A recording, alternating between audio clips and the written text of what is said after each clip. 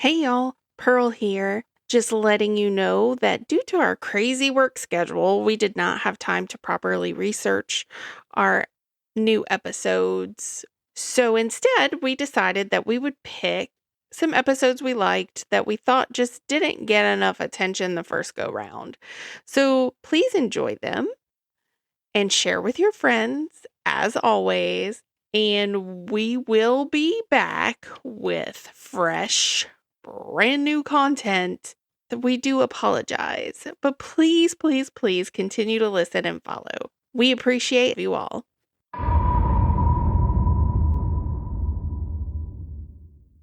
Today, we're traveling to Ponchatoula, Louisiana, where a missing persons case has now turned into a homicide investigation. This is Hold My Sweet Tea.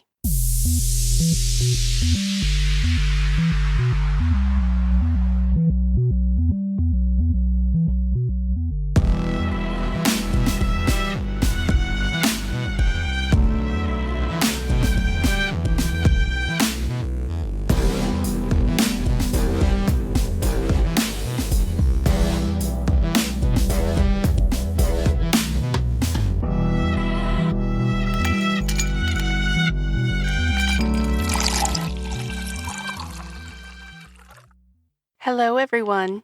I'm Pearl. And I'm Holly. Welcome to Monday. Ew. The only good thing that comes out of Monday is a sweet tea episode. That's right. That's right. Like this is the silver lining of a Monday. Right. Is another episode. Well, I guess, and I'm alive to see the Monday. Yes. There's always that. There is that. Especially in the world we live in. Mm-hmm. I tell you, I had to have a good scream in my car the other day. Yeah? Yep. Yeah. Sometimes those are warranted. It was just warranted, and, it's a culmination of a lot of things going on, and I know a lot of people end up doing that. Either a scream or a cry, or a scream and a cry. I was going to say, I'm probably the scream and a cry every once in a while. I'm just a scream. It's kind of like, what was that? Oh, on Charmed, when they had the hollow inside of them. And, like, Cole would, release it from the source, and it was, like, come out of his... That's mine. That's what you sounded like? Like, that's me releasing, like... the evil that builds up inside of me. And then once I have a good scream, like 5 seconds later, I'm like, okay, reset. I'm good. Yeah. They got out all the bad stuff. But I suggest it. If you're driving right now, rage scream. Just do it. Pull over. Yeah. Pull over and rage scream. Yep. You'll feel better. I feel like some screams, it's necessary to close your eyes. So that would not be good while driving. Yeah. That's true. Me, I'm like eyes wide open. I'm just like, let it all out. Right. If it comes out of my eyes, so be it. Like daggers. I just don't feel like it's as forceful or as loud if I don't, like, squinch my eyes closed. I guess so. Yeah. I have squinched my eyes and screamed. Yeah. I mean, like, I'm not wasting it. Right. Like, we're going full throttle. I mean, I feel that that's what the little grippy things on the back of the steering wheel is for, because you just hold on and you're just like, rage scream. And then you're like, and then you kind of look around, see if anybody heard you, and then you're like, all right, I'm good. Right. And if they did, guess what? Go rage scream. Right. Then you just smile and wave. Right. If you don't understand why somebody's like screaming in their car, then you absolutely do not get it. Mm-mm. Especially women. I'm like, I want to know what life you're living that leads to you not having to do that ever. Right. It must be like nice not to have to rage scream in your car at least once or twice a month. Or maybe they have like a soundproof booth. Maybe. I think every workplace needs one of those. Mm-hmm. There should be one. I think so too. Like new, like, labor law. You have to have a scream booth. Mm-hmm. Maybe that's what Monsters Inc. should have had. Instead of like making children scream, they should have just had a scream booth. Hmm. They could have just went in there and like, Perhaps. I mean, it powered the whole town. You know? Do you think your scream could power the town? I think so. I think mine would have like busted some light bulbs. It would have like pop, pop, pop, pop, pop. Oh, goodness. It was in the Walgreens parking lot too. So, yeah. Oh, that If makes that it matters. even better. It's very well trafficked. But I'm better now. Shake it off. There you go. Shaken, not Yeah. stirred. So we're going to Ponchatoula, huh? Yeah, so we're staying in Louisiana. Cool. This one's going to be a little bit different because I wrote nothing. This is pretty much a very unscripted episode. Yeah, but you know about this one, so Yeah. So a little backstory so that everyone understands why I know what I know about this one. And there's stuff I know I'm not sharing for obvious reasons. This is an ongoing investigation, and I've had conversations with people that I promised I would keep everything said between us very private. yes. Because it's obviously not a bunch of public knowledge. Yeah. And so I will not be talking about any of that. Yeah, what and- I will be talking about is the stuff that's been released by police and my own personal stuff. And you've told me a few things, so I will zip it over here and just react to what you say. Yes. I'm not going to say a word. She's not allowed to ask questions No. for you. So, it's been like a while since this one happened. Mhm. We're talking about James Wood, and he's actually referred to as Jimmy by his family, Right. and so that's what we'll use. And not to be confused with the actor James Wood. Yeah, no. Yeah. Okay. Just let's put that out there. Yes. He's 43 years old, and he actually went missing in June of 2025. When he went missing, there was, obviously, the Tangi Sheriff's Office, Tangipahoa Parish, which we'll just call them TPSO, did all their stuff. They flew drones, all of that. Well, anybody who knows me and knows Rob knows that Rob also flies drones, which is how we ended up even knowing the stuff we know Mm-hmm. about what has happened on River Road in Ponchatoula. We had a family member reach out and ask if Rob would be willing to fly his drone over there by the property because, they're going to want as much help as possible. Naturally, anybody does. Like, help us find our missing person. Yeah. Of course.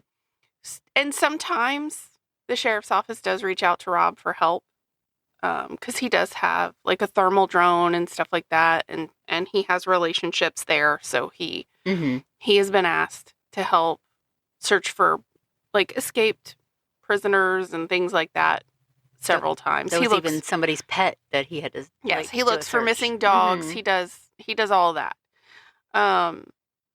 So we were contacted via like Messenger on Facebook about going to fly the drone in this area. And Jimmy had actually been last seen on June 19th on camera on the corner of Highway 22 and Lee's Landing in Ponchatoula. He had gone to a gas station that's right there. And so there's surveillance video that shows him walking into the store. Obviously, he used a electronic form of payment, so that, of course, shows up from that. And then his family that's local had, like, reported that they last spoke to him on June 21st. And then they officially report him missing on June 25th. upon TPSO initially going out to the house where Jimmy was living, they see that his car keys and all his belongings are found at the house. Just not him. As I said before, a relative reaches out. We talked to them about this and whether or not the drone would be completely useful because the lay of the land in the area. When you pull onto River Road, the house, it's actually Jimmy's mom's house, and he was living there alone and remodeling it. Okay. When you pull onto River Road, their house is on the left-hand side. But there's like woods before it, his house. There's another house after it that is empty, or was, and we'll talk about that shortly. And then there's like a gravel driveway with more woods on both sides of it that leads back to a house that's off the road. And there's like just a lot of woods right there. Yeah.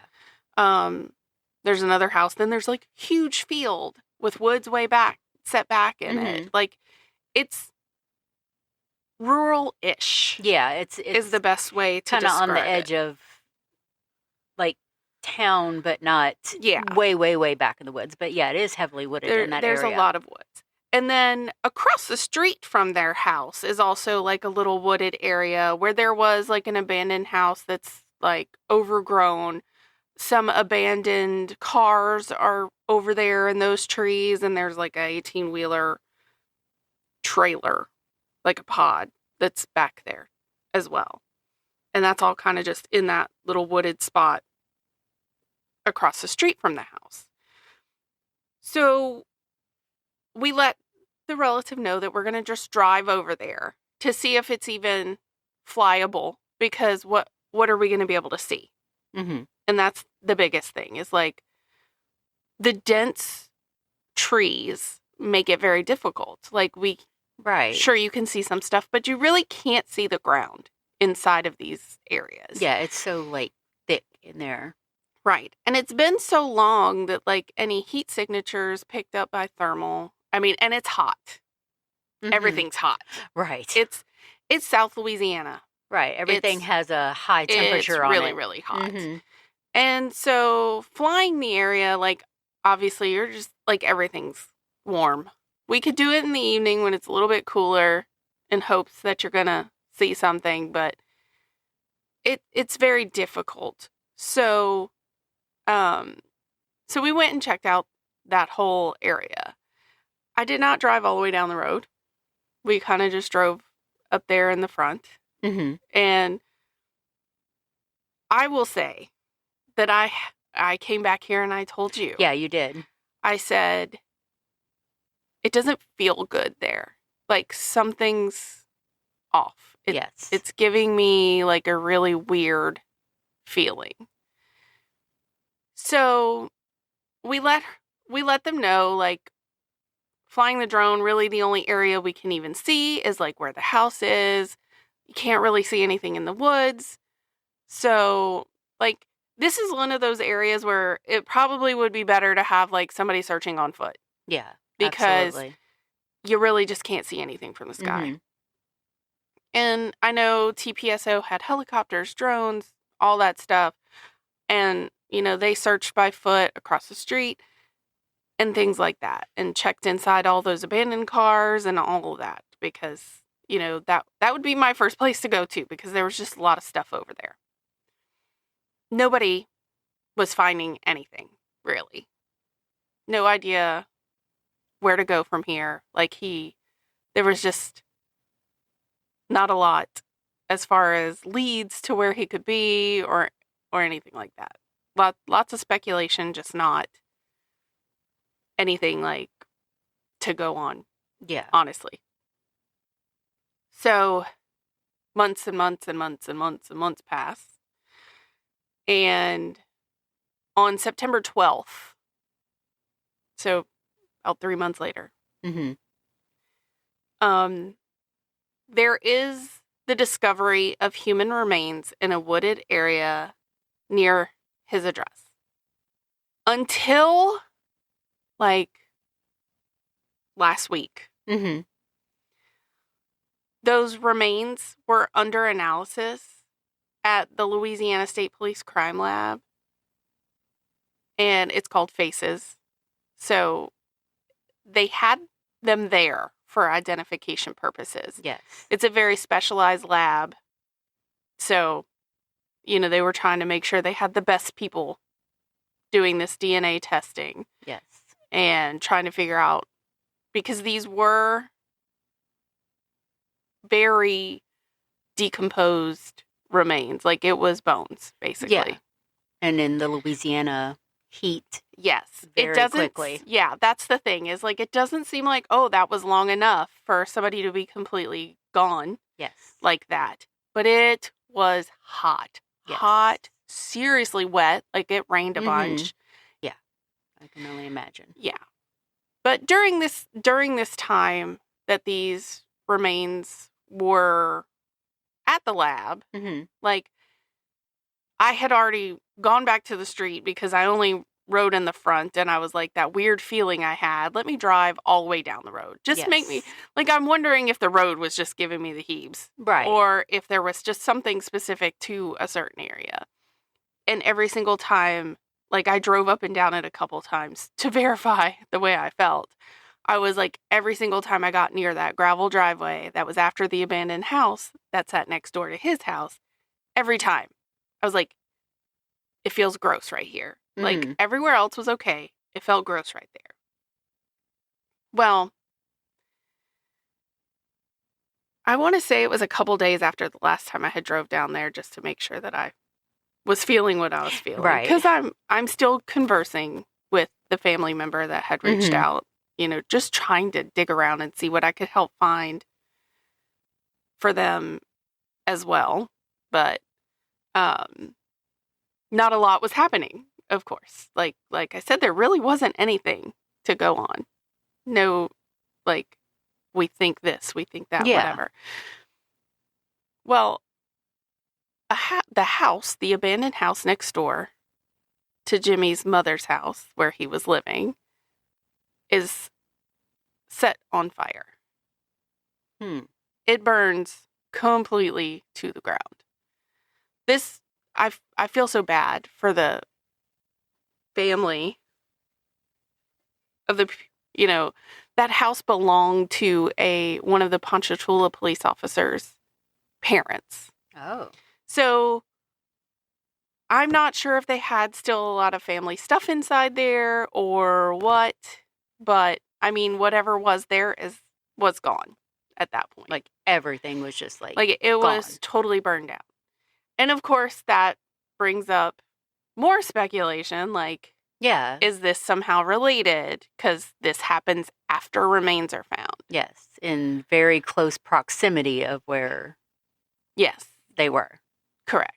Like, all of this is happening right there at that front little left-hand side beginning of the street. So, I mean, is it coincidence? Is it related? We don't know. Still don't know. But the DNA testing did confirm that the remains were Jimmy's. At that point, Sheriff Gerald Sticker puts out his sentiment and saying, their hearts go out to the family. It is devastating news. Very devastating. Oh, absolutely. Because when you don't know, you still have hope. Yeah, you still have hope that maybe they're out there somewhere. And it was an excruciating wait, which is putting it mildly, because it was so long, and all you can do is feel completely terrible for everyone involved, like his family, his friends, his children. It's like, I don't know, like, I couldn't even imagine. So now they have one answer, but now they need the rest. Oh, yeah, of course. His remains being identified as his. They have now transitioned this into a homicide investigation. Because, as per the release from the TPSO, there was evidence of gunshot wounds with the remains. Now, of course, the question is, who knows what? Right. Somebody knows something that has not come forward. Yeah. There's got to be someone with some sort of information somewhere. Mm-hmm. Because there's no way. I'm like, well, I guess there is a way. I mean, they have silencers and many other things. Right. But do I feel like this was a premeditated situation? Probably not. No. It doesn't seem that way. I mean, his remains were found not very far from his own home. I think it was in a moment type of thing, and something happened with someone and they got mad or something like that. I don't know. It's just a speculation, but I don't think it was like an accident. Yeah, right. Like it was a heat of the moment, I guess, type of situation. I don't know. But the mother of his children expressed how tough the last 9 months had been. Yeah. And she told WBRZ Channel 2 that it was really sad and stressful not knowing where he was or what happened. We pretty much assumed something really bad had happened right out of the gate. Just waves of emotion every day. Yeah. She feels like it should have been treated like a homicide from the very beginning. She said, I don't understand why it's just now they're saying it's a homicide, because when they found the remains, they knew there were gunshot wounds. So, obviously, at this point, no arrests have been made. Mm-hmm. They're looking for suspects, saying that they do have people calling into the tip lines. They are following up on every tip they get. And Sheriff Sticker had actually told Channel 2, we're looking for suspects and those... I don't understand this quote. He said, we're looking for suspects and those suspects. I'm like... And those suspects. Okay. Yes. I think someone out there knows an individual that maybe James had a problem with. Or should that be stated, that's someone that had a problem with James? Yeah. Since he's the victim here. Exactly. I don't think he went to look for trouble. I think trouble came to look for him. Yeah. And, of course, his family is pleading for anyone with information to come forward.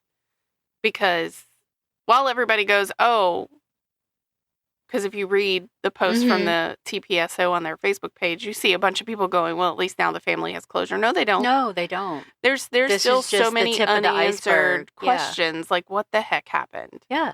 That's a very... Okay, they found the remains, they identified them, and now it's a homicide. That's just the beginning. So that's not closure. Again, as quoted by WBRZ, the mother of his children said, I would like to know why. Put yourself in our place. Yeah. If it was your own family, or even if it wasn't your own family, someone out there murdered him. And that person is still out there. Mm-hmm. Everybody is literally at risk. No one should be walking around free after killing somebody. No, absolutely not. And totally agree. I mean, they can have like a memorial service and all that, but that does not... It doesn't warrant closure. Right, exactly. Because there's still so much that remains unanswered. Yeah. I mean, I understand like when the police, they knew that he was shot, they have to go through certain protocol, but... Again, they could call it a homicide investigation from finding the remains with the evidence of being shot. But they don't know who it was. Right. So how do they... I mean, sure, there's a homicide investigation into who? Yeah.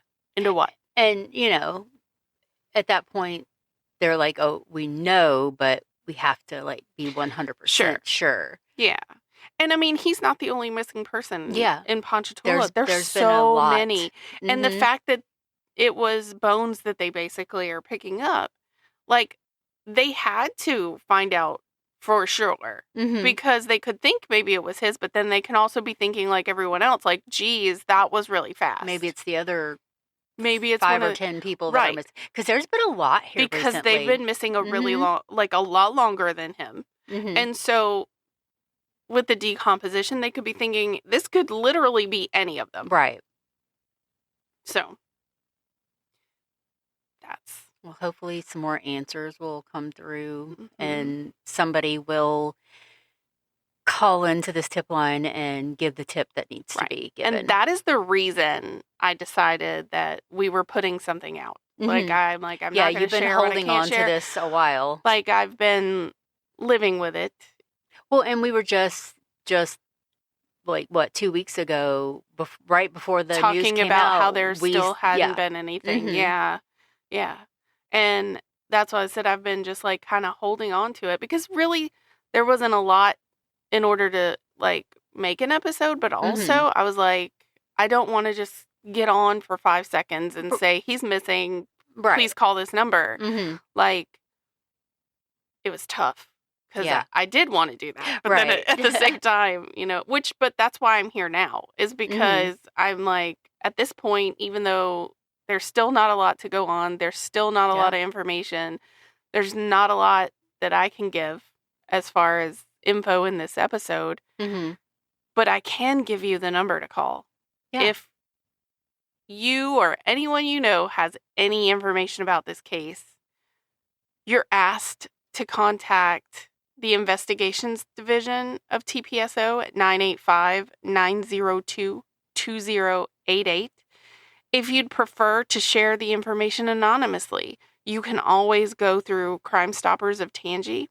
The tip line is 1-800-554-5245, or you can visit www.tangicrimestoppers.com and click on the P3 Tips icon or the Submit a Tip button.